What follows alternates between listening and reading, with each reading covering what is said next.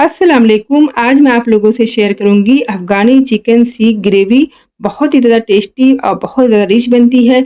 अगर आप एक मर्तबा बनाएँगे तो बार-बार घर वाले डिमांड करेंगे। तो रेसिपी को पूरा देखिएगा और अगर रेसिपी पसंद आए तो लाइक और सब्सक्राइब ज़रूर कीजिएगा। तो चलते हैं रेसिपी को बनाते हैं। सबसे पहले हमें लेना है यहाँ पर 400 ग्राम बोनलेस चिकन, जिसको अच्छे से हमें धुल लेना है और धुलने के बाद इसे हमें छन्नी में रख देना है ताकि जो इसके अंदर पानी है सारा अच्छे से निकल जाए। अब हम लेंगे एक चॉपर के अंदर सारे चिकन को डाल देना है।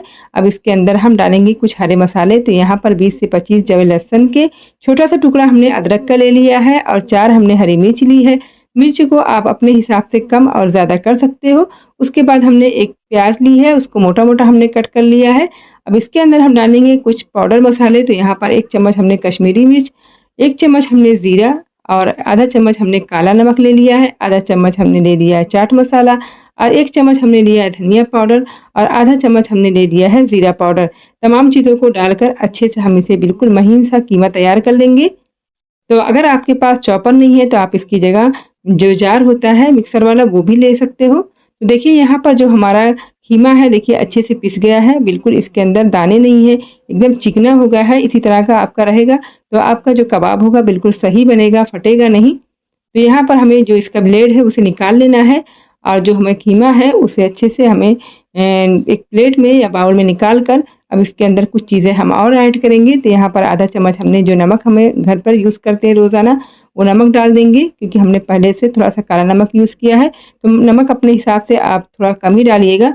अब 1 चम्मच हम इसके अंदर डालेंगे बाइंडिंग के लिए कॉर्नफ्लोर। आप चाहे तो इसकी जगह पाव या ब्रेड भी डाल सकते हो।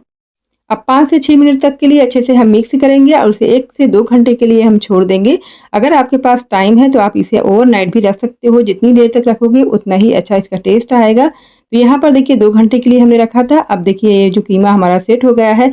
अब हमने ले लिया यहाँ पर पेंसिल, आपके पास अवन का रैक हो या मोटी लकड़ी हो, जो भी आपके पास अवेलेबल हो आप ले सकते हो। तो यहाँ पर हमने पेंसिल से छोटे-छोटे से हमने कबाब बना लिए हैं। देखिए कितने अच्छे से हमारा कबाब रेडी हो गया है। इसी तरह से सारे कबाब को आपको रेडी कर लेना है। तो देखिए यहाँ पर हमारा कबाब देखिए रेडी हो गया है। अब इसे हम फ्राई करेंगे तो बहुत ही ज़्यादा ये टेस्टी लगता है। तो चलिए देखते हैं कैसे हम फ्राई करते हैं इस कबाब को। तो यहाँ पर हमें ले लेना है पैन में थोड़ा-सा हमें तेल डाल देना है। बहुत ज़्यादा यहाँ पर तेल नहीं डालना है और जो तेल मैंने इस्तेमाल किया है वो रिफाइंड तेल है। अब तेल को अच्छे से हम गरम करेंगे। अब फ्लेम को हमें मीडियम टू लो करना है और उसके बाद हमें कबाब को एक-एक करके डाल देना है। जितना बड़ा आपका पैन हो उसी हिसाब से आप कबाब डालिएगा, थोड़ा-थोड़ा दूरी पे डालिएगा, एकदम बाजू-बाजू में रख के मत डालिएगा, नहीं तो आपका कबाब जो पलटेंगे तो आपका कबाब टूट जाएगा। तो यहाँ पर देखिए कलर अच्छे से आ गया है। अब एक-एक करके हम जो हमारा कबाब है देखिए रेडी हो गया है। कलर भी अच्छे से आ गया है और पक भी गया है। अब उसे हम एक प्लेट में निकाल लेंगे। इसी तरह सारे कबाब को आपको प्लेट में निकाल लेना है। अब उसी पैन को हम अच्छे से गरम करेंगे और उसके बाद हम डाल देंगे यहाँ पर कुछ मसाले। तो यहाँ पर हमने ले लिया है एक बड़ी साइज़ की प्याज, जिसको हमने मोटा-मोटा कट कर लिया है। 6 से 7 हरी मिर्ची ली हूँ। तो मिर्ची को अपने हिसाब से कम या ज़्यादा कर सकते हैं। 20 हमने काजू ले लिया है, थोड़ा-सा हमने हरा धनिया ले लिया है। अब इसके अंदर हम डाल देंगे प्याज को सबसे पहले और फिर उसके बाद हमने तमाम मसाले को डालने के बाद हल्की सी हमें आँच में इसको हमें रोस्ट करना है। बहुत ज़्यादा इसका कलर हमें चेंज नहीं करना है, सिर्फ़ हमें इसे थोड़ा-सा सौटे होने तक पका लेना है। तो देखिए यहाँ पर जो हमारी सब्जियाँ हैं अच्छे से पक गई हैं, बिल्कुल इसका कलर चेंज नहीं हुआ है। अब हम फ्लेम को बंद कर देंगे और उसके बाद हम क्या करेंगे, इसे एक प्लेट में निकालेंगे। अब प्लेट में निकालने के बाद इसे ठंडा होने के लिए हम साइड में रख देंगे। अब हम लेंगे कढ़ाई को अच्छे से हम गरम करेंगे। अब इसके अंदर डालेंगे 2 चम्मच हम रिफाइंड तेल डालेंगे। तेल को अच्छे से गरम होने तक हम पका लेंगे। फिर उसके बाद 5 से 6 हम काली मिर्ची के दाने, 2 हम हरी इलायची डालेंगे, 2 लौंग और आधा चम्मच हम ज़ीरा का लेंगे। डालने के बाद अच्छे से हमें भून लेना है। अब 2 चम्मच हम लेंगे यहाँ पर अदरक लहसुन का पेस्ट। तो यहाँ पर हमने फ्रेश अदरक लहसुन का पेस्ट का इस्तेमाल किया है, उसका टेस्ट बहुत अच्छा आता है।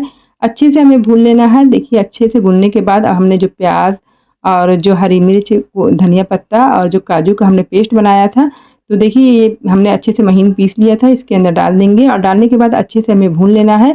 तो जब अच्छे से भून जाए फिर उसके बाद हम फ्लेम को लो करेंगे और उसके अंदर डालेंगे हम दही।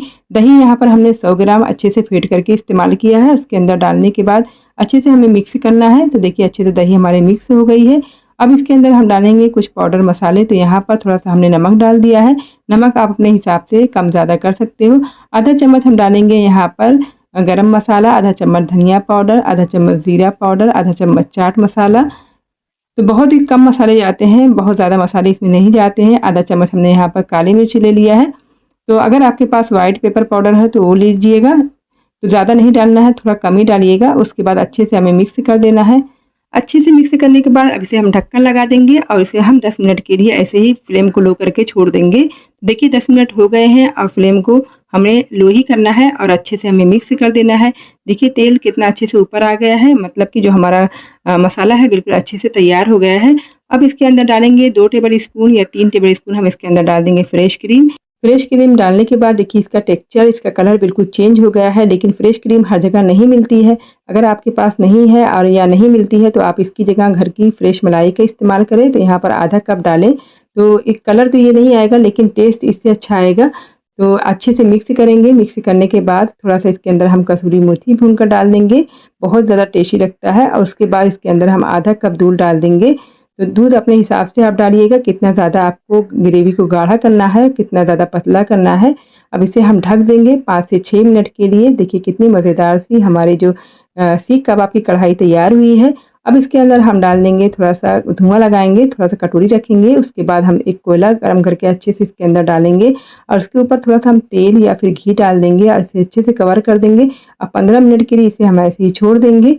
तो ये हमारे देखिए बहुत ही मज़ेदार और बहुत ही ज़्यादा खुशबूदार और रेस्टोरेंट से अच्छी हमारे घर की कबाब की जो ग्रेवी है तैयार हुई है। अब थोड़ा इसके ऊपर हम ग्रेवी के ऊपर थोड़ा-सा हम क्रीम लगा देंगे। तो यहाँ पर हमने जो फ्रेश क्रीम थी उसी के ऊपर से हमने गार्निश कर दिया है। तो ज़रूर रेसिपी को ट्राई करना, फैमिली और फ्रेंड में ज़रूर शेयर करना।